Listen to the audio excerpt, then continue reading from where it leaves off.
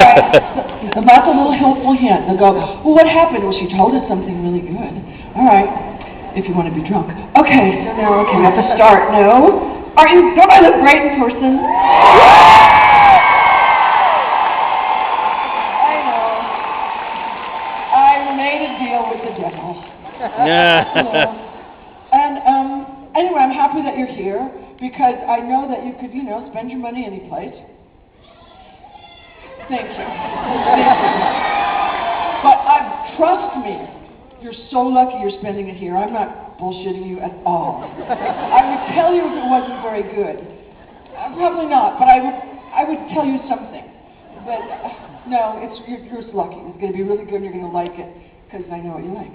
And so, all right, so then we're going to get started. And it goes all the way back from Old Sonny and Cher, stuff that you haven't seen before, which is really funny, and stuff that you have seen. And then it kind of comes all the way to today, All right, so before we get started, though, I want to tell you about my fabulous yet perilous journey down to the stage that I did for you, okay? Only for you. I thought, what would be really fun? What would they really love? And I thought, well, I'll just sail across them in the sky. And then I thought, do you really want to please people that much that you're going to risk death? And then I thought, yeah. But you know something? The other day I was sailing across you guys in the middle, and I thought, Jesus, I could kill all of you. Yeah, but there's an upside. There's an upside to that. And that is, if you died, which would be sad, but it would be like on the front page, Cher dies at whatever this thing is called. And then there would be like underneath it, oh, nameless, faceless people are dead as well. But I would have the headline, and that means something to me. Okay. All right, I'm going to tell you about my ride down on the Evel Knievel Deathmobile. We go up, there's a whole bunch of us, and we go up past those purple lights, and we come to this kind of staging area. It's kind of like this, a little bit bigger. And there's a bunch of Teamsters hanging around. And I now know that they're Teamsters because in the beginning I thought, what the hell are those guys doing? But they make this kind of two-pronged motion, and that's how you know they're Teamster. And I'm going to show you, but I have to kind of walk into it. They just kind of stand and do it, but it's foreign to me. So this is what happens. Also, they could give a shit less about me. Walking by, it's whatever, Cher, Elton, Bette, Donnie, Marie, just get off, we're going to the scripture. So, they take care of that. So anyway, so I go by and they're standing, and then they come up and do this. Two-pronged movement.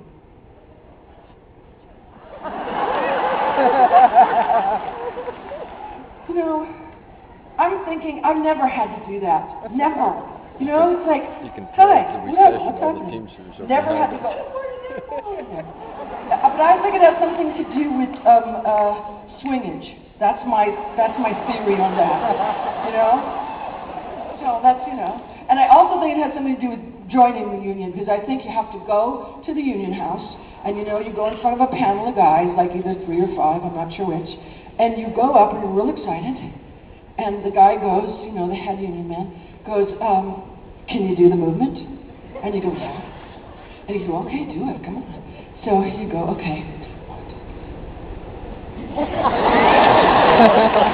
And the man says, here's your card, pay your dues and come to the barbecue once a year, and that's how it goes. So anyway, these guys are standing around and they're making kind of man faces, and we've got girls too. I've got my girls, like my posse. And we go up and, when they're putting that big thing when I come down in, and they're very, oh my God, Cher, you're so brave and you look so beautiful and this is so exciting, and we're very gay. And, but one night, I heard a guy, oh Cher, this is so wonderful and this is so fun. And I never saw him again.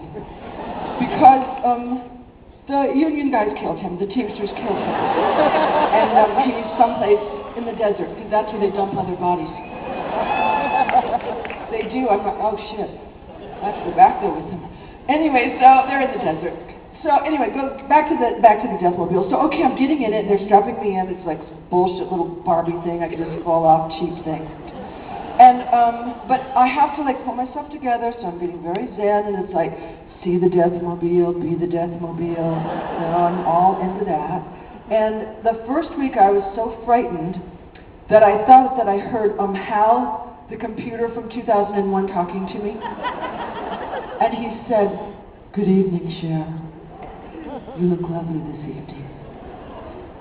And what an unusual ensemble you're wearing. But don't you think that you might have stepped over the line of decency?" And I'm thinking, I don't know, I've been naked since I met Bob Mackie. I have no idea where the line of decency is, you know? It's like, I don't know, where is it? But also my mom told me that when I was about 4 years old, I used to run around our neighborhood naked singing into my hairbrush. So, if you've got any children at home that do that,